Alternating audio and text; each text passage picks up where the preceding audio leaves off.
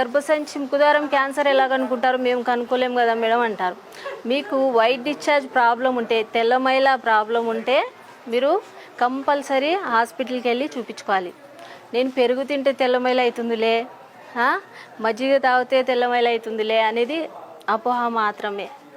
ఇంకా ఏంటంటే personal hygiene అనేది చాలా ఇంపార్టెంట్. పర్సనల్ హైజీన్ అంటే ఏంది? శుభ్రంగా ఉండడం. ఓకేనా? ఎక్కడ పడితే అక్కడ యూరిన్ పాస్ చేస్తుంటారు. పొలంలో అయితే ఫెసిలిటీ లేదు కాబట్టి వాటర్ తాగరు, అంతే కదా? నీళ్ళు తాగుతారా బాగానే అందరూ? ఎంత తాగుతారు డైలీ? ఎంత? 100 లీటరా? 2? కానీ ఎంత ఉండాలి? ఎంత వాటర్ తీసుకోవాలి? ఎంత తాగాలి? మీకు ఏమైనా జబ్బులు ఉంటే తక్కువ తాగాలంటే కిడ్నీ జబ్బు కానీ, గుండె జబ్బు కానీ, రక్తం తక్కువ ఉంటే తక్కువ తాగాలి. ఎందుకంటే వాటర్ ఎక్కువ తాగితే కూడా కష్టం, గుండెకి కష్టమవుతుంది, కిడ్నీలకి కష్టమవుతుంది. కాబట్టి మామూలుగా మీరు హెల్తీగా ఉన్నారంటే మామూలుగా అయితే 3 to 4 లీటర్స్, 3 నుంచి 4 లీటర్ నీళ్ళు తాగాలి. తాగుతున్నారు అందరూ? తాగుతున్నారు. మార్నింగ్ పూట ఫుడ్ కంపల్సరీ తీసుకుంటున్నారా? పొద్దున తింటున్నారా టిఫిన్? ఎందుకు తినాలి పొద్దున టిఫిన్? మీకు అన్ని జబ్బులకి కారణం అదే, టిఫిన్ తినకపోవడమే. మామూలుగా అయితే టీబీ ఎక్కువ కదా మన ఇండియాలో. చాలామంది కరోనాతో కాదు చనిపోయేది, టీబీతో ఎక్కువ మంది చనిపోతారు. ఎందుకు? పొద్దున్న టిఫిన్ తినరు. ముందు పని చేసి వచ్చి ఒక 500 సంపాదిస్తే ఇంకా మళ్ళీ కూడబెట్టి మళ్ళీ హాస్పిటల్కి పోవడానికి రెడీగా ఉంటారు, అంతేనా కదా? కాబట్టి లేడీస్ ఎక్కువగా ఏం చేయాలి? పొద్దున టిఫిన్ కంపల్సరీ తీసుకోవాలి. లేకపోతే ఏమవుతారు? పొద్దున మీరు టిఫిన్ తీసుకోలేదు, ఇమ్యూనిటీ అనేది తగ్గిపోతుంది, రోగనిరోధక శక్తి అనేది తగ్గిపోతుంది. అప్పుడు ఏమవుతుంది? అన్ని జబ్బులు వచ్చేస్తాయి. ఈమె దాంట్లో నేను అన్నీ సెట్ చేసుకోవచ్చు అనేది, అంతేనా కదా? కాబట్టి వీక్గా బలహీనంగా ఉంటారు, చూడటానికి లావుగానే ఉంటారు. మళ్ళీ ఎందుకు లావు ఉంటారు? మేము తినకపోయినా లావు ఉన్నాం కదా అంటారు. ఎందుకు అలా? ప్రాబ్లం ఏంది? మీలో ప్రోటీన్స్ అనేది తక్కువ ఉంది. పొద్దున్న లేస్తేనే ఒకరు ఏం చేస్తారు? అన్నం పప్పు, మధ్యాహ్నం అన్నం పప్పు, నైట్ వచ్చిన తర్వాత అలసిపోయినాం ఇంకా అన్నం పప్పు తిని హాయిగా పండుకోవడం. రాత్రి అంతా నిద్ర వస్తుందా? రాదు. ఎందుకు? బ్లడ్ తక్కువ ఉంటుంది, పిక్కల్లో కాళ్ళు నొప్పులు ఉంటాయి. కాళ్ళు నొప్పులు ఉంటే నిద్ర వస్తుందా? రాదు. మళ్ళీ పొద్దున్నే లేయాలి, లేచి మళ్ళీ పనికైతే పోవాలి, మళ్ళీ 500 సంపాదించాలి, అంతేనా? కాబట్టి మీ ఆరోగ్యం గురించి కంపల్సరీ మీరు టైం అనేది ఇవ్వాలి. టైం ఇస్తే మరి ఎట్లా గడవాలి మేడం, ఫుడ్ ఎలా తినాలి మేము అనేది చాలామందికి డౌట్ ఉంటుంది. కానీ హాస్పిటల్కి వెళ్తే ఎంత ఖర్చు వస్తుంది? ఇప్పుడు కాలంలో అయితే ఒక చిన్న ప్రాబ్లంకే వెళ్తే 10,000 ఖర్చు అవుతుంది. ఆ 10,000 మీరు మిగిలించుకోవచ్చు కదా మీ ఆరోగ్యం అనేది కరెక్ట్గా చూసుకుంటే, అంతేనా కదా? ఇప్పుడు కొంచెం ఓకే తెల్లమైల అవుతుంది చెప్పినారు, పెద్దోళ్ళు చెప్పినారు, మాకు ఇట్లానే ఇదిలే మీరు అట్లానే పెట్టుకోండి ఏం కాదు అని చెప్తుంటారు, అంతేనా కదా? అది కరెక్టా? ఏమవుతుంది తెల్లమైల అయితే? మీకు ప్రాబ్లం ఉంది, బ్లీడింగ్ ప్రాబ్లం ఉంది, చెడు అంతా పోయిన తర్వాత నేను బాగుంటాను అంటారు, అంతేనా కదా? ఎంత చెడు పోతే అంత నేను ఆరోగ్యంగా ఉంటాను, అది తప్పు. మీకు ఏదో సమ్ ప్రాబ్లం ఉంది.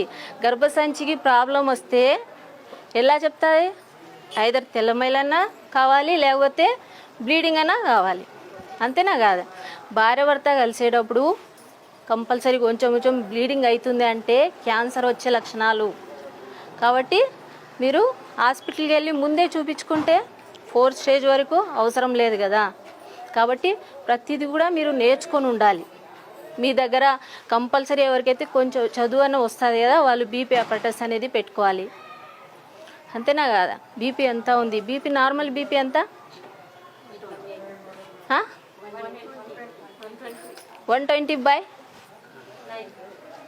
120/80 సరేనా? అందరికీ 120/80నే ఉంటుందా? తక్కువ. ఎక్కువ అంటే ఎంత ఉండాలి?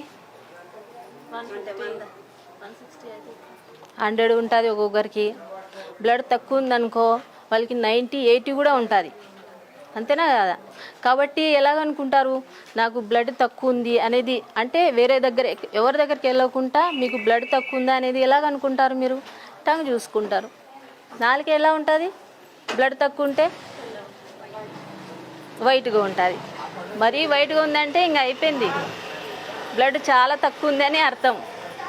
కొంచెం వైట్గా కనపడితేనే మీరు జాగ్రత్త పడాలి. ఇంకా ఏం చూస్తారు బ్లడ్ తక్కువ ఉంది అంటే?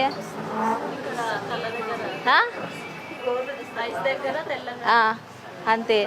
ఇంకా గోర్లు అనేది చెక్ చేస్తాం. గోర్లు ఎలా ఉంటాయి? హెల్తీగా ఉన్నట్ట, ఆరోగ్యంగా గోర్లు ఎట్లా ఉంటాయి? నార్మల్గా గోర్లు ఎప్పుడైతే ఉంటాయో ఇట్లా నార్మల్గా ఉండాలి. లోపలికి వెళ్ళినాయనుకో చెంచాల మాదిరి, ఏంది అర్థం? రక్తం తక్కువ ఉంది, విటమిన్స్ డెఫిషియన్సీ ఉంది, అంతేనా కదా? స్పూన్ షేప్ అంటారు. స్పూన్ షేప్ ఉంటే ప్రాబ్లం, అంటే కిందికి ఇట్లా రాకూడదు. ఇంకా ఏంది? పైన ఉబ్బినట్టు ఉంటే, గోర్లు ఉబ్బినట్ట పైన ఇట్లా ఉబ్బినట్టుంటే మీకు ఏదైనా గుండెలో కానీ ఊపిరితిత్తులో కానీ మీకు సమస్య ఉంది అని అర్థం. కాలువాపు వస్తున్నాయి. కాలువాపు వస్తున్నాయి అంటే ఏంది అర్థం? మీకు ప్రోటీన్ తక్కువ ఉంది అని అర్థం బాడీలో. ప్రోటీన్ అంటే ఏంది? ప్రోటీన్ మీకు తక్కువ ఉందంటే ఏంది అర్థం? చదువు రాదు కానీ మీకు అందరికీ చెప్తా ఉంటే గుర్తుంటుంది. నేను అలానే చెప్పినాను అనుకో, ఏదో చెప్పింది మేడం, ఏదో విన్నాము అయిపోయింది మీటింగ్ అని చెప్పి అనుకుంటుంటారు. నేర్చుకోవాలి కదా మీరు, అంతేనా కాదే? మాంసకృతులు ప్రోటీన్ అంటే, ప్రోటీన్ దేంట్లో? మాంసం తింటే వస్తుందా? మరి వెజ్ వాళ్ళు ఎట్లా అని అనుకుంటుంటారు, అంతేనా కాదా? ఆకుకూరలో ప్రోటీన్స్ అనేది ఉండదు. ప్రోటీన్స్ అనేది బ్యాల్లో ఉంటుంది. సోయాబీన్స్ అనేది ఉంటాయి కదా, చంక్స్, దాంట్లో ప్రోటీన్స్ ఉంటుంది. ఓకేనా? ఎగ్లో ఉంటుంది ప్రోటీను. ఎగ్ అన్నిటికన్నా బెస్ట్. ఎవరైతే నాన్ వెజ్ తినారో ఎగ్ మాత్రమే తీసుకుంటారు కదా, అన్ని దాంట్లో విటమిన్స్ ఉంటాయి, మినరల్స్ ఉంటాయి. ఓన్లీ విటమిన్ సి మాత్రమే ఉండదు. విటమిన్ సి అంటే ఏంది? మళ్ళీ విటమిన్ సి అందరికీ అవసరం. ఏ జబ్బులు రాకూడదు, అందరూ ఆరోగ్యంగా ఉండాలంటే విటమిన్ సి అనేది ఉండాలి. విటమిన్ సి అంటే ఏంది? విటమిన్ సి దేంట్లో ఉంటుంది? ఉసిరికాయలో ఉంటుంది, నిమ్మకాయలో ఉంటుంది. ఓకేనా? మళ్ళీ మీరు నిమ్మకాయ వేడి చేసుకుని తాగితే కాదు, డైలీ ఒక ఉసిరికాయ ఉప్ప కానీ ఉసిరికాయ ఊరగాయలు ఉంటాయి అది తీసుకున్నా, ఉసిరికాయ జ్యూస్ తీసుకున్నా మీకు విటమిన్ సి పుష్కలంగా ఉంటుంది. ఎందుకు ఉసిరికాయనే చెప్తున్నానంటే 17 ఆరెంజ్ పండ్లు తింటారు కదా మీరు, 17 తింటే ఒక ఉసిరికాయలో అంతా విటమిన్ సి ఉంటుంది. కాబట్టి రోజు ఒక ఉసిరికాయ తీసుకుంటే మీరు ఆరోగ్యంగా ఉంటారా లేదా? ఆరోగ్యంగా ఉంటారు. ఏ జబ్బులు రాదు మీకు.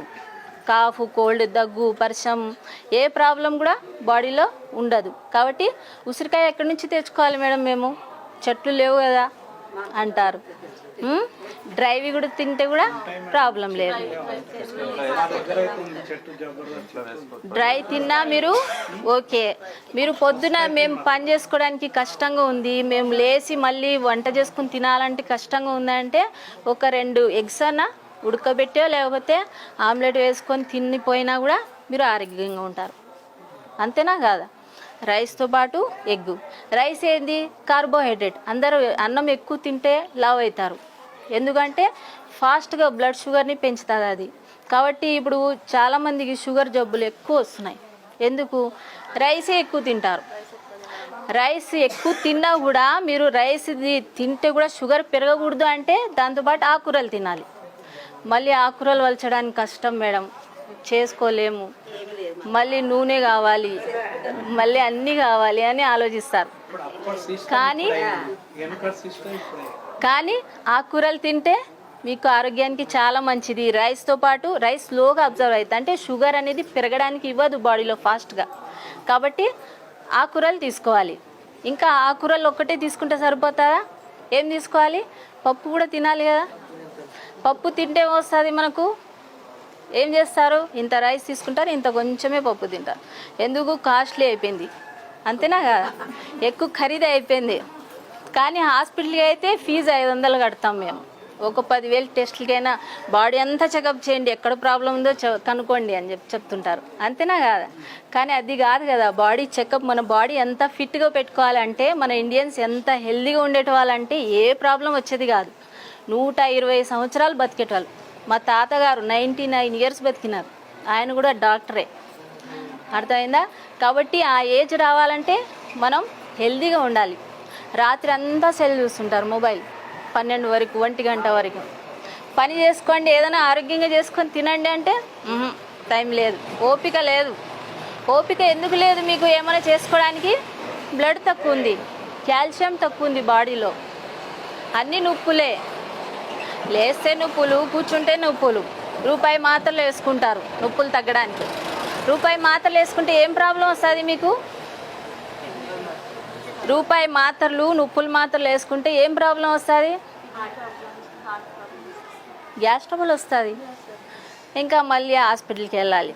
పొట్ట ఉబ్బరం వచ్చింది, గ్యాస్ ట్రబుల్ వచ్చింది, ఇంకా దీనికి మందులు ఇవ్వండి అని చెప్పి మళ్ళీ ఒక ఇంజెక్షన్ వేయండి. ఇంజెక్షన్ వేస్తే ఇంకా చాలా బాగుంటాం మేము అని చెప్పి. ఇంజెక్షన్ అనేది అనవసరంగా వేయించుకోకూడదు. ఎందుకంటే వాళ్ళు సరిగా వేయలేదనుకో ఇన్ఫెక్షన్ వచ్చే ఛాన్సెస్ ఉంటాయి. అనవసరంగా ఇంజెక్షన్ వేసుకోకూడదు. అది అపోహ మాత్రమే. దానికన్నా మంచి మంచి మందులు ఉంటాయి, సిరప్స్ ఉంటాయి. సిరప్స్ ఇంజెక్షన్ కన్నా ఫాస్ట్గా అబ్జర్వ్ అవుతుంది. అయినా మందులు లేకుండానే చూసుకోవాలి. అందరికీ నమస్కారం. ఈరోజు మనకి అంజలి మేడం క్లాస్ ద్వారా ఎంతోమంది జ్ఞానం పొందారు. అంటే ఎలా ముందు జాగ్రత్తలు తీసుకోవాలి, ఇవన్నీ మనకి ఎంతో మేలు చేసే విషయాలు మనకి మేడం చెప్పారు. పైగా అందరికీ ట్రీట్మెంట్ ఇంత ఉచితంగా ఫ్రీ ట్రీట్మెంట్ ఇచ్చారు. అందుకని ఊరందరి తరఫు నుంచి నేను చాలా థ్యాంక్స్ చెప్తున్నాను మేడం గారికి. మాది బుల్కాపూర్ గ్రామము. మదర్ ఇండియా ట్రస్ట్ నుండి అంజలి రెడ్డి మేడం గారు వచ్చి మాకు చాలా హెల్ప్ చేశారండి. లేడీస్కి పర్సనల్ ప్రాబ్లమ్స్ ఏమైనా ఉంటే కనుక్కొని టెస్టులు చేసి ట్యాబ్లెట్లు ఇచ్చి వాళ్ళకు తెలియని విషయాలను తెలియజేసి వాళ్ళకు వచ్చే ప్రాబ్లమ్స్ నుంచి సేవ్ చేయాలని చెప్పారు. వాళ్ళ నుండి మేము చాలా హెల్ప్ పొందాం. మేడంకి థ్యాంక్స్. బుల్కాపూర్ గ్రామం విలేజ్లో అంజలి రెడ్డి మేడం గారు ఇక్కడ చెస్ట్ మరియు గర్భసంచి క్యాన్సర్ గురించి జాగ్రత్తలు చెప్పారు. ఇంకా ఫ్రీ టెస్టులు, ట్యాబ్లెట్స్ అవన్నీ ఇచ్చి ప్రజలకు సేవలు అందించారు. మేడంకి థ్యాంక్స్. అంజలి మేడం గారు హైదరాబాద్ నుంచి వచ్చి మా బుల్కాపూర్ గ్రామంలో రొమ్ము మరియు గర్భసంచి క్యాన్సర్కు ఎలా దారి తీస్తున్నాయో దానికోసం మాకు అవగాహన తెలిపారు. దానివల్ల ఎలా జాగ్రత్తలు తీసుకోవాలి, వీటిని ఎలా అరికట్టాలనే దాని గురించి మాకు మేడం తెలియజేశారు. మాకు చాలా అర్థమయ్యే విధంగా చెప్పారు. సో దీనివల్ల చాలామందికి ఉపయోగకరంగా ఉంది. మాకు మేడం టెస్టులు కూడా చేసి ఏం ప్రాబ్లమ్సో దానికి సొల్యూషన్ కూడా చెప్పారు. మాకు చాలా ఆనందంగా ఉంది. మా ఊరి ప్రజలకు హెల్ప్ చేసినందుకు చాలా గర్వంగా ఉంది. Thank you madam. హైదరాబాద్ నుండి అంజలి మేడం వాళ్ళు వచ్చారు. ఇక్కడ చాలామంది లేడీస్ వాళ్ళను చూశారు.